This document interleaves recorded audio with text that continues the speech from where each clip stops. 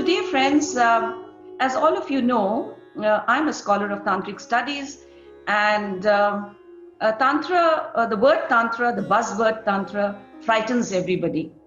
And the reason because it frightens everybody is because it has been misinterpreted widely.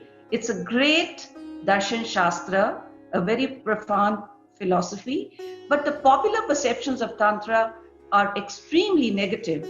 And therefore, I'm grateful that you've invited me to talk about not only the Lौkic Tantra that we know about, that we find in Indian streets, in bazaars, in advertisements of Tantrics who call themselves Tantrics, but also some key concepts of the sophisticated tradition which has been in India since the post-medieval period, and which is guiding and has guided many sage scholars, authors, as well as saints and practitioners to take up to this path.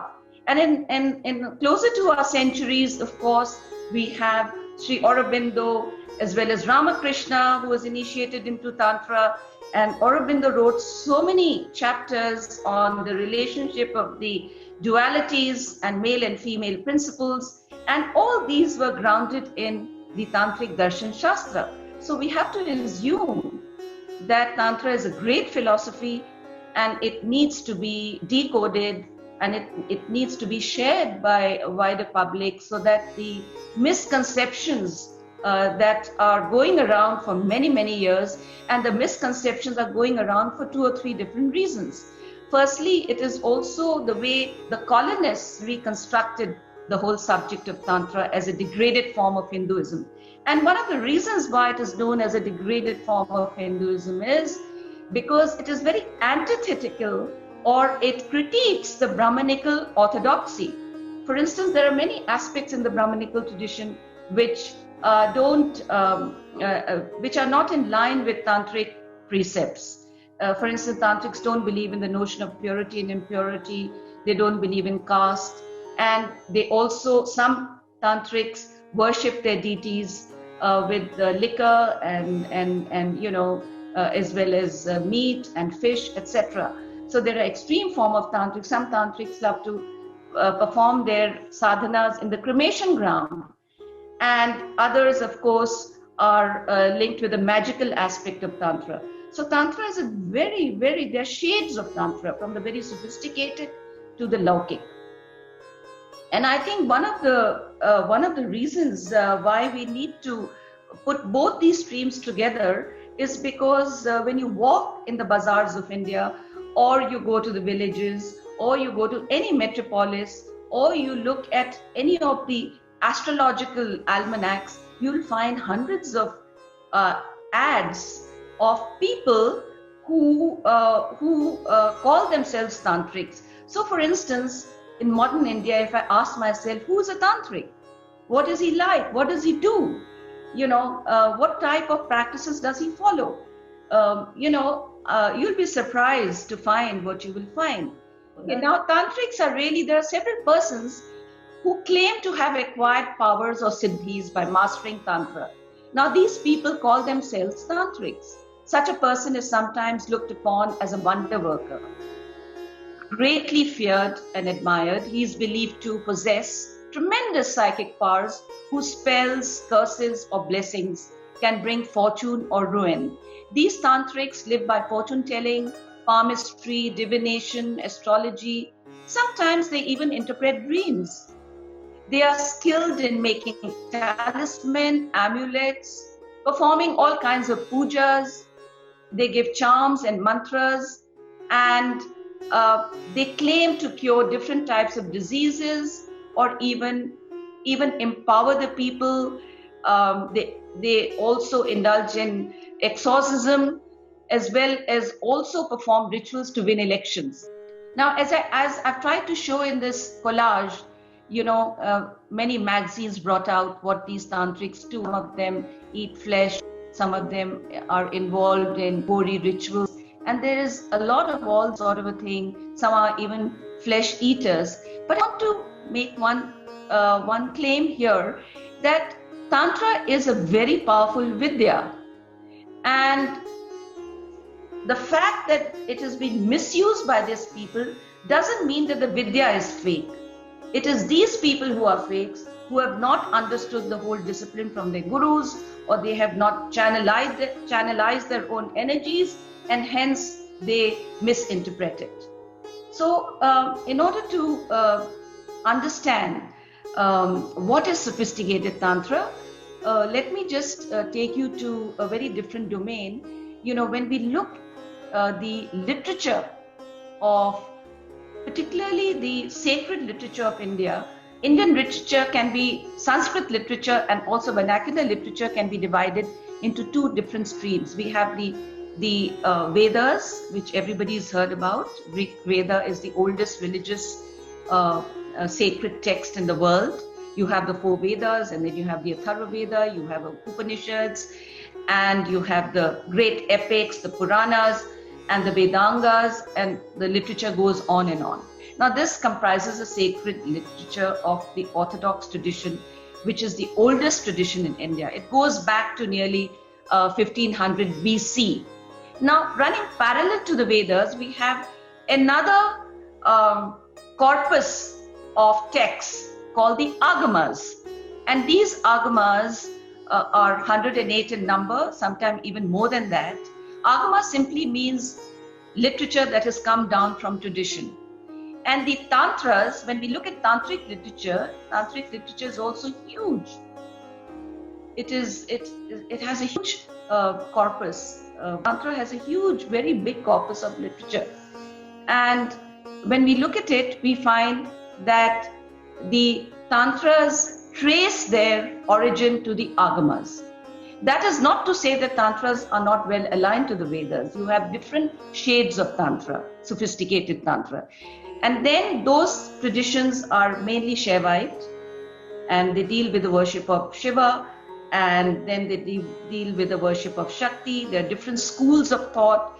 One of the greatest schools of thought that evolved the Tantric tradition came from Kashmir, and one of the greatest philosophers of Kashmir who has made a significant contribution to Tantric literature and Tantric philosophy is Abhinav Gupta. It was around sometime around the 10th and 11th century.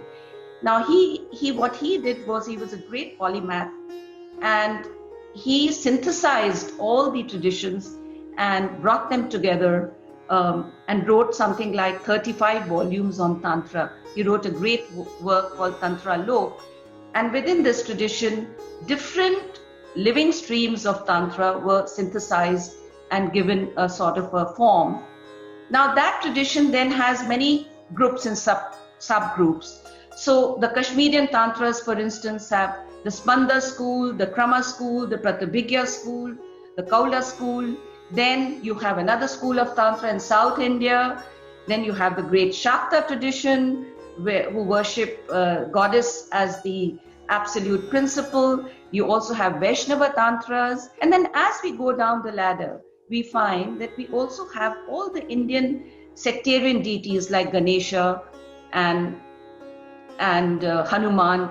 They can also be worshipped through the Tantric rituals. So there is also these subgroups and subgroups. What we have to understand that this tradition then bifurcates into two forms.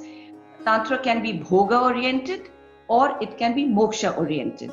And when it is moksha oriented, or when its main aim is to liberate the individual from the repeated round of sansar, you have two main shakhas. You have the right-hand tantrics who are closer to the Vedas, and then you have the left-hand tantrics who are extremely radical and Ved-Baya. Now, so Tantra, as I see it, is a revolutionary and radical tradition in Hinduism. The Tantric tradition co-developed as a parallel movement to the Vedas. Tantric revelation is a culminating synthesis of many philosophical worldviews, contemplative techniques of creative imagination, esoteric and exoteric rituals, yogas, etc. In the sense that The major gaps and limitations found in orthodox paradigms of Brahmanical religiosity were reinterpreted, rectified, and replaced in the Tantras. For instance, the orthodox Brahmanical tradition for centuries upheld caste inequality, gender subordination, and repressive forms of asceticism of the body and the denial of the senses. Now, the Tantric masters changed these precepts and created revolutionary teaching and practices.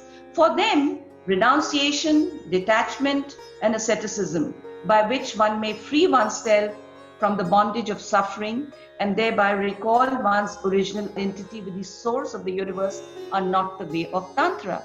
So these Tantras advocate an alternative path, not by withdrawal from life, but the fullest possible acceptance of our desires, our feelings,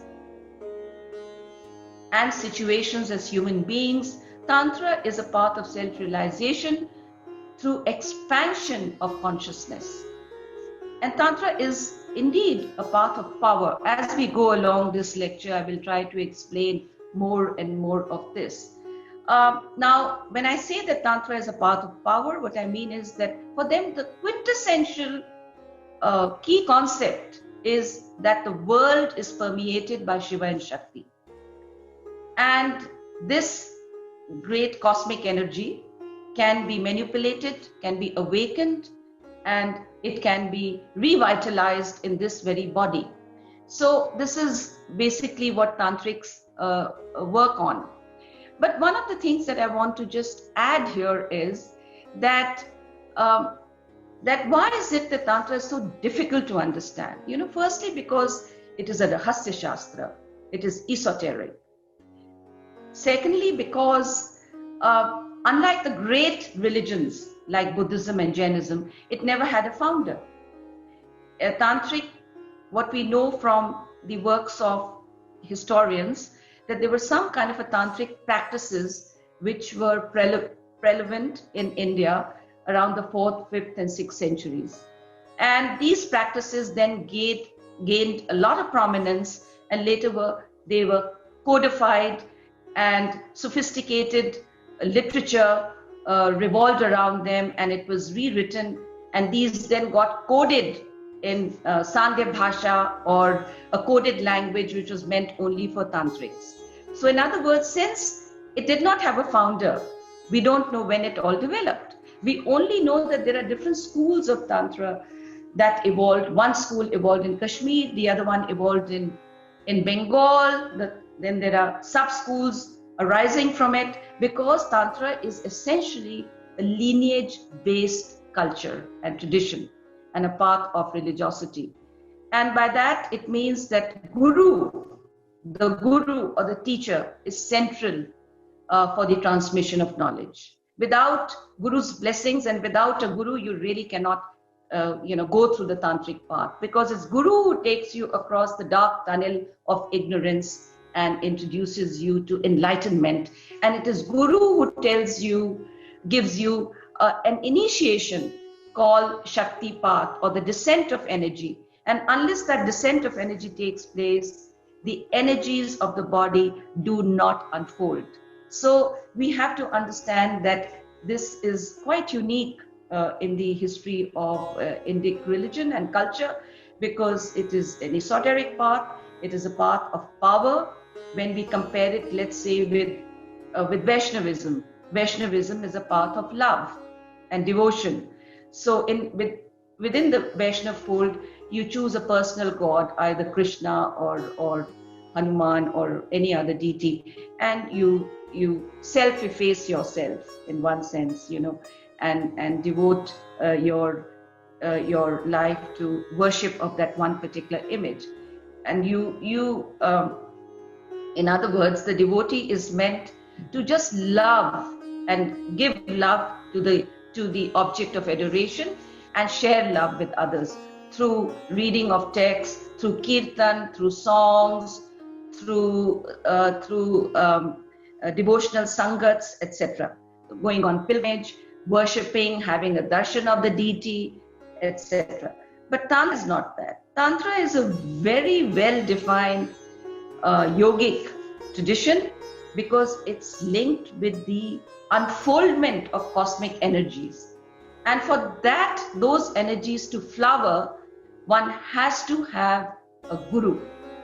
And then one has to go stage by stage, in understanding not only the theoretical concepts, but the practical yogic and ritual visualizations and all kinds of practices that are linked with this discipline.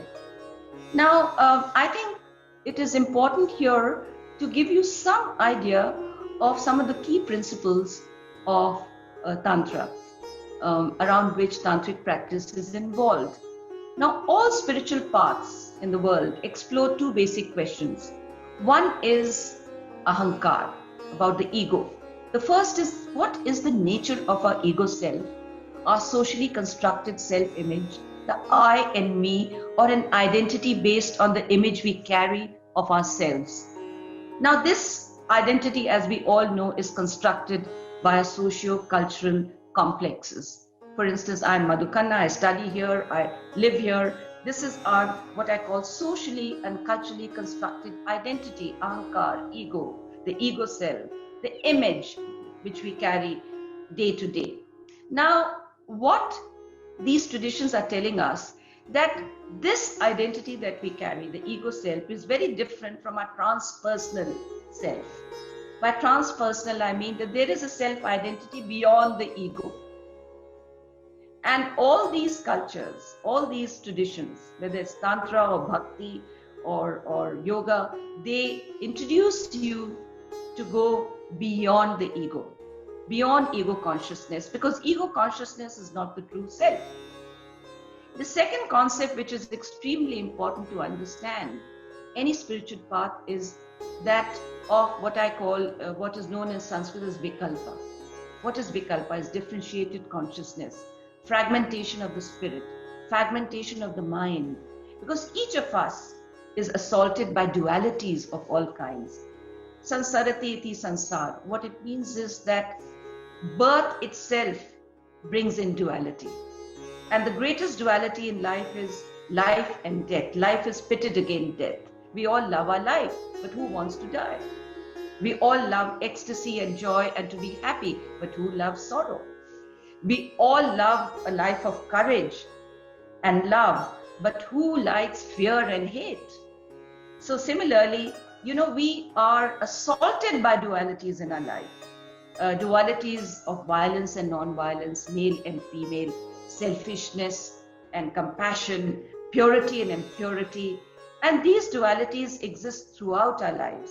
And these dualities, as the Tantra Darshan says, are part and parcel of even Tantric Darshan.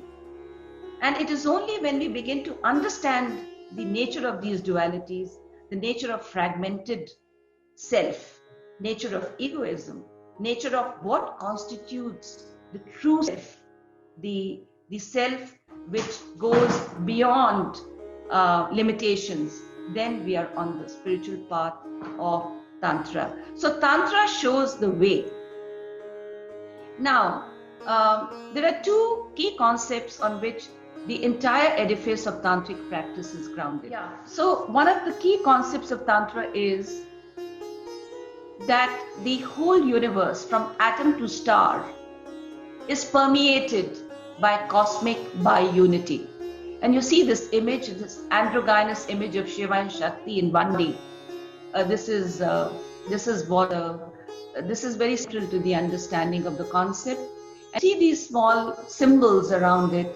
These symbols embody Shiva and Shakti and their union. And I'll just explain. Now, according to Tantra, there is just one monotheistic reality which permeates the whole of creation. Nothing exists that is not Shiva and Shakti. And according to them, there is one single self-luminous principle, Prakasha, and Shakti. Shakti is nothing but the energy of consciousness. And it is this Shakti who is always in unison with Shiva. But in order to understand its categories, we have to know that Shakti is one who constitutes the phenomenal world. Shakti is the creative power, whereas Shiva is the static principle, male principle of the cosmos. They are one. They are opposites, but yet one. Great Shakti that we that Tantra speaks about is everywhere. She is in every atom.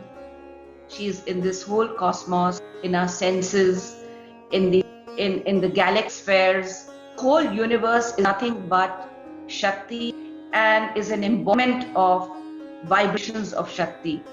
Now, Shakti can be very subtle or she can be very gross. So this concept of Shakti is so fascinating because as we know that power or force is looked upon differently by different people. For instance, when a physicist looks at the pen, for instance, he will just see molecules and vibrations. That's one way of apprehending Shakti. A mystic in the state of enlightenment has an experience of unity. For him, Shakti is pure illumination. So Shakti is something which is central to the understanding of Tantric practice and Tantric worldview, because Shakti permeates all levels of life. Now, as one beautiful verse in the Shakta Tantra describes Shakti, why Shiva is the moon, Shakti is the moonlight, Shiva is fire, Shakti is the heat, and things like that. Shiva and Shakti related to each other as seed related to a tree. Just like a seed exists for the tree, and the tree would not flower fully if there was no seed, same way Shiva and Shakti are interrelated. Their sambandha or their relationship is known as avinabhavan bandha. That means they can never be separated. And this Shakti then in Tantric rituals and Tantric worldview and Tantric practice has many forms, and she appears as the great goddess.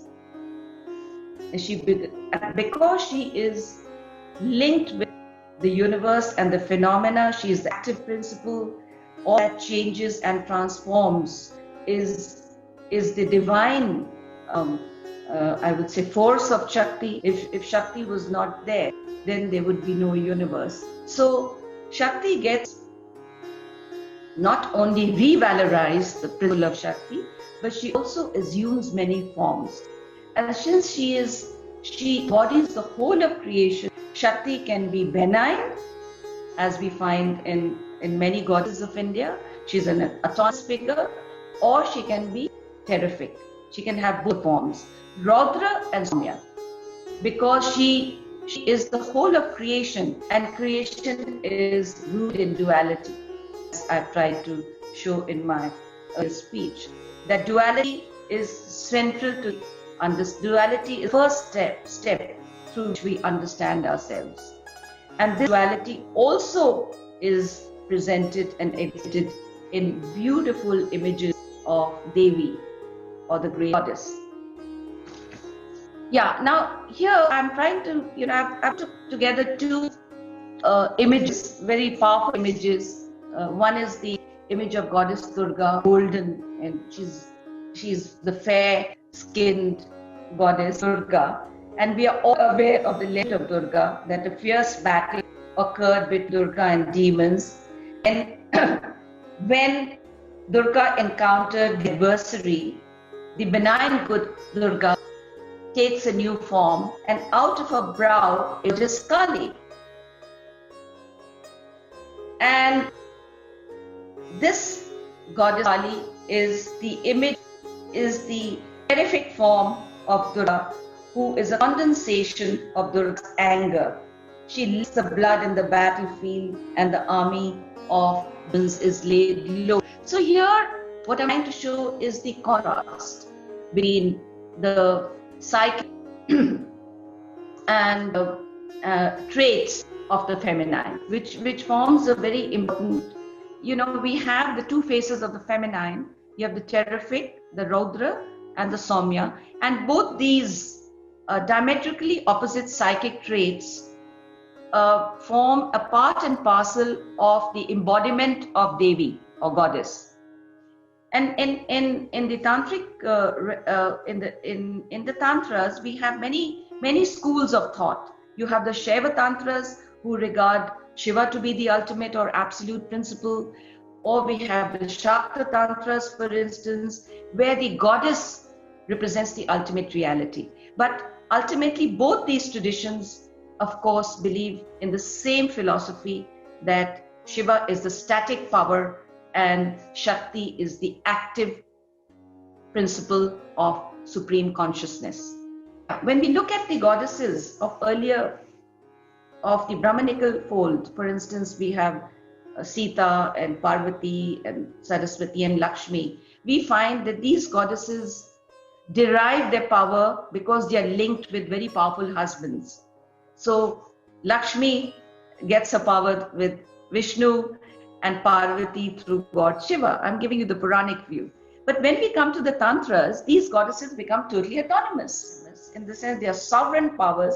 They even create the Holy Trinity, because so much power is embodied in their persona. Because they are the ultimate the ultimate personification of cosmic energy. That is why they are given different, I would say, iconographic forms. So when Tantra developed, they didn't even create a great literature, but also the iconography changed. So here I want to show you an instance of how the iconography is so different. Here, this is the icon of goddess Tripur Sundari, who is worshipped in South India and in Kashmir, also in different parts of India. She's a very famous goddess. You see her seated on a throne made out of 5 gods. Now you won't see this kind of an image in earlier tradition. So you have the 4 legs of the throne, Brahma, Vishnu, Shiva, Ishvara, and then the plank is Sadashiv, and she is in blissful union with him. So what the iconographer is trying to tell us is that, look, here is a goddess who's beyond the male gods. And these male gods represent the 5 elements of creation, which is earth, water, fire, air, and ether. And she's beyond. And this is one way of showing. And indeed, she is worshipped in her icon, and she's also worshipped in her mandala called the Sri Yantra. So you can see how distinct Tantras are in their iconography, in their literature, in their worldview, and in their theology. Okay. Now, I think the second concept which is relevant to the understanding of the Tantra is the notion and the divinity of the body and the notion of the microcosm. We have seen that the macrocosm consists of these 2 wonderful principles, the duality and the complementarity of the male and female. But this duality and complementarity of the 2 principles, the ultimate principles, then split into many fragments to create the world of the senses, the 5 elements and the senses and the karmendriyas, etc. We won't go into that theology right now. But I would like to say a few words more about the notion of the microcosm in the Tantras, which is central to the understanding of its yoga. Now, in daily life, when we look at our body, we only consider it, our understanding of the human body is materialistic. In the sense, we only know our medical body, we know our material body. But the Tantrics would say that there is a body beyond the skin. There is another body in us, which is the body of energy. And that's what Tantra is all about. Now, what they are saying is, the philosophy behind this is that from atom to a star, whatever exists in the universe exists in this body. Whatever exists outside the body is also in in the universe. There is a kind of almost an analogical homology between the two. And the Tantras have created the maps of the subtle body to describe this philosophy. Now, according to them, linked with our material body, which we are all aware of, there is a divine body or an etheric double. And that body is known as Sukshma Deha. Sukshma Deha means subtle body. It's also called Divya Deha, the divine body. And sometimes it's also called Siddha Deha, or the body which is accomplished, which is the body which has all the spiritual powers. And those powers can be manifested in many different acts. So Siddha Deha is one which is the body of power or energy in its fullest accomplishment. And this body, which the Tantrics are talking about, this cannot be identified by the surgeon. Because around our body we have many magnetic fields and many layers of energy. And this body, in that sense, is ahistorical, it's transhistorical, it's beyond space and time. And Tantra Yoga consists in harnessing the energies, the cosmic energies, in this very body, and aligning them with the larger magnetic fields of the planets and the larger cosmos. So it is, it consists in literally bringing the universe into yourself, bringing the powers of the universe into this body. And, with this theory as a background, they've created their yoga practices as well as their rituals, etc. So in tantric ritual and tantric practice is very different from what the kind of pujas that are performed, in orthodox circles of Hindu ritualism. It's very different, because there the most important thing becomes, of course, initiation from a guru, but also the mantra Shakti, the Shakti of the mantra. The mantras are the most potent symbols of energy and vibrations of the cosmos. And those vibrations are all brought into the body in the tantric practices.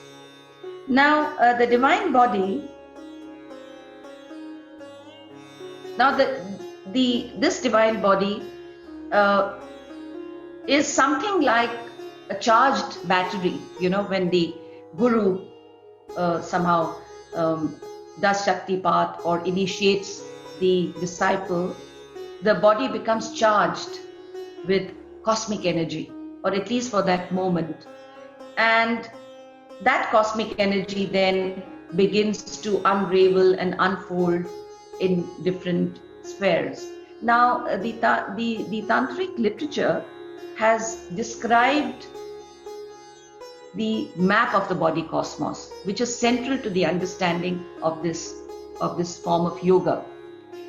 According to Tantra, the goddesses that we were talking about, the Shakti of the feminine principle, when that Shakti of the feminine principle exists in the body, it is known as Kundalini Shakti. And I tend to describe her as the goddess without a body, because she is a luminous Sutra Atma. A luminous thread, subtler than the subtlest, more vibrant than whatever is luminous, and enveloping almost every aspect of creation from atom to the star. So this body is the Kundalini Shakti is a very important element in the microcosm. The Shakti that I spoke about earlier, when that Shakti exists in the body, it takes the form of Kundalini. Now, why is she called Kundalini? Kundalini is a name given to that Shakti. And this Shakti is a cosmic energy. It lies dormant in all of us. And what the Tantric says that if you don't arouse it, it withers away like everything else. You may have a lot of treasures and gold in your house, but if you don't spend and you don't polish the gold, it's not going to shine. So in order to, so we can have all the treasury of everything, all that is wonderful. But if we don't make use of it, if we don't unfold those energies, we don't try to understand that we are the powerhouse. We don't have to go looking outside ourselves, because the cosmos is within us.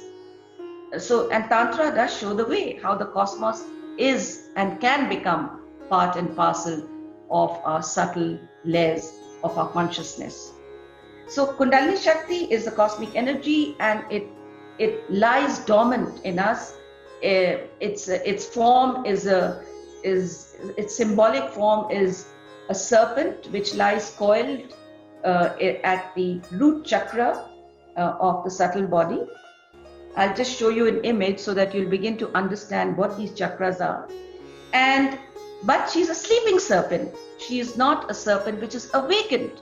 So Tantric yoga consists in awakening that cosmic energy which lies within us and causing it to ascend more and more, and that energy should become more and more dynamic.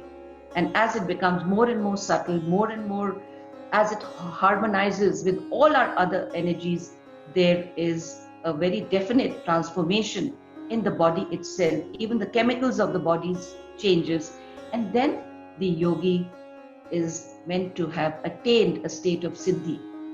So this Kundalini Shakti, as I said, is the main, I would say, it's the main energy, which the Tantrics which the Tantrics accept, and they also manipulate it, they awaken it. They know the methods and techniques of arousal of Devi Kundalini, and she's a goddess.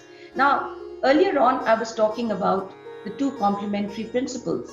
Now, in the human body itself, this is very interesting the way they have mirrored the whole structure of the body. The place of goddess of Devi is in the Mooladhara chakra, which is the root center below the genitals, around the genitals. And the place of Shiva is on the crown of the head. So these dualities are already there. Then again, the right side of the subtle body is linked with the solar symbol, sun, and it's Shiva. And the left side of the body, where you have the subtle channels of Ida, is linked with the moon and is supposed to be feminine. So you have the male and the female, and male and the female again, structured within the map of the body cosmos. Now, this idea of the body is so interesting in Indian culture. As early as 1200 BC, in the Upanishads, you have the most incredible description of the body, which is composed of body mandala is like a mandala of 5 sheets. Now, in other words, they say that we have the physical layer, the tangible body, which is Annamaya Kosh. Beyond that, we have the Pranmaya Kosh, or the body of energy, because they link that body with breath. But breath is not prana. Let me explain it. Breath is vital energy. It is subtler than prana. Beyond the Pranmaya Kosh, that is the third level, you have the Manomaya, which is the mind body, the cognitive body, which thinks and, which in one sense is involved in all kinds of activities linked with the mind. Then beyond that is the Vijnana Deha, or the Vijnanmaya Kosha, which is the intuitive body. And beyond that is Anandmaya Kosh. Anandmaya Kosh is the body of bliss. So what the sages are telling us, that these 5 enclosures within us, out of these, the first 3 or first 4 maybe, are linked with, they will disappear when the body disappears, when we die. But the 2 other levels, which are very subtle, they continue. And if you were aware, if humans could understand the interrelationship of the magnetic fields of these 5 sheets, one would then definitely be able to transcend what I called egoism and duality, and ultimately, reach a state of enlightenment. And enlightenment in tantric terms is the fusion of Shiva and Shakti as one. It's a total fusion, it's enjoying the state of unity where the mind is not fragmented. So in the Tantras, what we read is that the ultimate state is the fusion or the unity of Shiva and Shakti, where there is no fragmentation of the mind, where there is no vikalpa, where there is no duality, where all duality ends, and where the yogi or the practitioner begins to relish the unity of the fusion of the two, which is blissful. And Tantra Yoga consists in attaining that state of unity by going through the whole system of the 7 chakras or 9 chakras, depending on which path you follow. Stage by stage, ascent of the yogi takes place, finally, until his energies reach the Sahasrar. And when they reach the Sahasrar, there is a total transformation and there is a flow of nectar, which then becomes the most gratifying and the most, I would say, luminous experience of pure consciousness. This one. Yeah, so this beautiful image that I'm trying to, which is in front of you, it is an electrifying image. What does it show? It shows the Kundalini as Pran Shakti. According to yoga texts, there are 72,000 psychic channels in our body which get activated, when we do Kundalini yoga. And these are very subtle channels. And when that happens, the body appears, you can see the electrical, you can see the magnetic fields of the body in this. It's like an, ocean of different currents. This is a visualization which has been done many years ago, but it does explain to us what we read in tantric literature. So if we could see all these subtle channels in the body, they would appear like a map of oceanic currents. But all these oceanic 72,000 oceanic psychic channels in the body are linked with 3 main channels. And these are very well depicted in this diagram. The central channel forms the central axis, is called Sushumna. And the central channel is flanked by Ira and Pingla, which are 2 channels, one linked with the sun, the other the moon. One is male, the other is female. And if you see the center point of the figure, you will see that right from the bottom to the top, you have 6 planes of consciousness, stages of awareness, or stages of ascent of Kundalini Shakti, marked by chakras. And these chakras are symbolized as lotuses.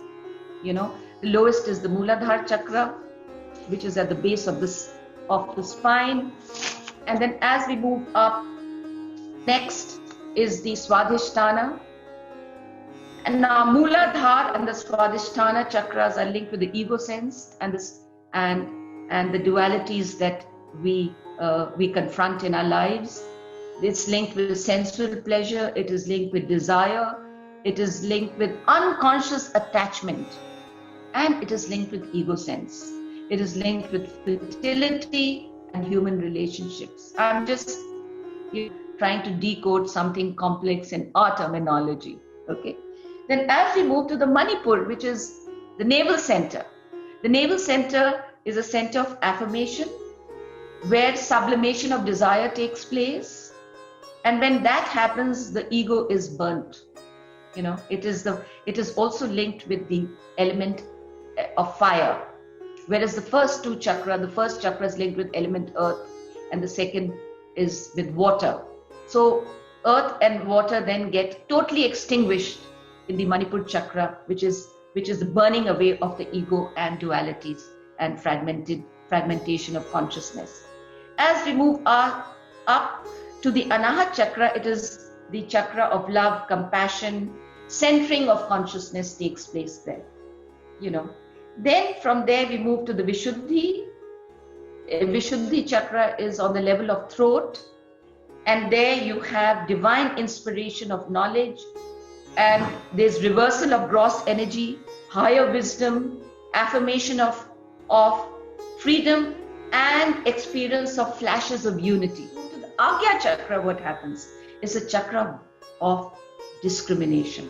And here, this is the place assigned to the Guru. And it is at this point that the Guru transforms all that has gone on below in the lower chakras. And finally, this is a two-petal lotus of discrimination. Then as we move to the highest plane, which is the Sahasrara, where Shakti gets united with Shiva, it is visualized as a 1,000-petal lotus. This is a beautiful visualization in Tantra art, where the 1,000 petals blossom out, they unfurl. And these chakras are linked at each level with deities, with mantras, with colors, with elements. They have a very complex symbolism. And this complex symbolism has to be understood by a guru, who then channelizes your energies. And as you move from chakra to the final stage of unity, a transformation occurs. And when the transformation occurs, there is a showering of nectar from the Sahasrara onto the other chakras. Now, what is going on when the literature of Tantras describe this? What is Tantra saying, if I may say it in very simple terms? Harmonize your energies. You have the two channels, Ira and Pingala, that represent duality. Bring those dualities into the central channel. Center yourself and awaken that dormant energy and let it take its course. It's not something that you can achieve even in one lifetime. But at the same time, it's not something which you can doubt that it does not exist. Because the great masters of India, starting from the sages, from the Vedas down to Aurobindo and Anand Moima to Ramakrishna, they have all experienced the unfoldment of cosmic energy in the body. And they have all written about it, they have talked about it, and we know what a legacy of this tradition they have left behind. And there are many who are unnamed. If you go to Banaras, you will find many augur sadhus who have great potentiality. They have great, I would say, power. And it is because the path of Kundalini awareness and Kundalini yoga is so important that Tantra has been given the name of the path of spiritual realization through invocation of power, through awakening of power. It's a path of power, force, and energies that lie in the cosmos. So, in other words, we cannot doubt that this path is authentic. But of course, it doesn't come to everybody in life. I mean, there's a practice linked with this, and that practice is difficult, and that practice is also dependent on the Anugraha Shakti of Shiva. In other words, by Anugraha is when grace must come. Grace must come through some channel, through the Guru, or through your own sadhana, that one can then, understand what it is about. But what is interesting is that once the power begins to manifest, Siddhis come into play. And by Siddhis, meaning the yogi or the sage or the practitioner becomes Trikalgya. Trikalgya means he knows 3 times. As I said, this is the body with which you are doing this sadhana is body out of time and history. So the sage then has the perception of what was before, what is happening now, and what will happen in future. All kinds of siddhis happen. Siddhi of healing, siddhi in one text it is said, when the yogis can hear the grass grow, the energies become so subtle. Siddhi of knowing, siddhi of astral travel, leaving your body and roaming around, in galactic spaces, and meeting maybe, other great gurus, because The tradition believes that the gurus don't die, they exist in invisible form. And if they exist in invisible form, they will be somewhere in the atmosphere. So many gurus do astral travel, dream travel. And this then becomes a part of their, almost with some sadhus and sages, part of their daily ritual. So, but the question arises that these powers are not to be used negatively. Because a yogi has power doesn't mean that he has the power to destroy. His aim or his prayojan is really to empower people with this knowledge and to give them the experience of unity. And of course, the whole tradition is not as simple as just knowing duality and a rule of egoism or ahankar. The tradition comes with a code of ethics, that you have to be an ethical person. There's a whole siddhanta linked with that. It's not as simple as that you do a sadhana and you'll get the powers. No, even if you get the powers can be destroyed in 1 second. The powers then can also turn negative. But consciousness, if it is pure, and if one finds a good guru, of course, the universe or the sun is the limit. The self-luminous Shiva and Shakti is the limit. I mean, it has gone through various heights. So people whose Kundalini is Jagrat or is awakened, sometimes they write great poetry, write great works. They may even see what's going on. They may predict. And indeed, many people have predicted, things that, many people have predicted events, or even predicted the life patterns of people. So this is what it's all about. And I think one of the greatest things which Tantra has contributed, one of the greatest gifts of Tantra is that it has given women a very important place in their religious life, which is unique, because all women, according to Tantra, irrespective of their caste, creed, their geographical location, irrespective of their age, are incarnations of the goddess or Devi. They are empowered. They can play very powerful religious roles. They can become gurus. They can conduct institutions. In fact, the mantra given by a female guru is more powerful, according to Tantra, than a male guru. So this idea, and then the other aspect of Tantra which is so unique is this anti-caste. It does not believe in caste and class or creed. All people can follow this path, which I think is a unique thing in the Indian subcontinent, where caste laws were so strong and only some people had access to religious paths. Or you have to be a Brahmin, or you have to be a Kshatriya to worship certain gods, etc. But Tantra changed all that. They don't believe in caste. And the third thing which is so interesting about Tantra is it's a path of energy. You don't have to do outer practice. If you get a good guru, of course, you need a very good guru who can help you. But as Abhinav Gupta says, there are 3 ways of learning this great tradition. Shastrataha, through Shastra, Gurutaha, or Swataha. Swataha means when the energy comes directly to you, without any intervention of any guru or any scripture. It is just direct transmission. So this is the mysterious world of Tantra, and I think it has a lot to give to the modern world. Thank you.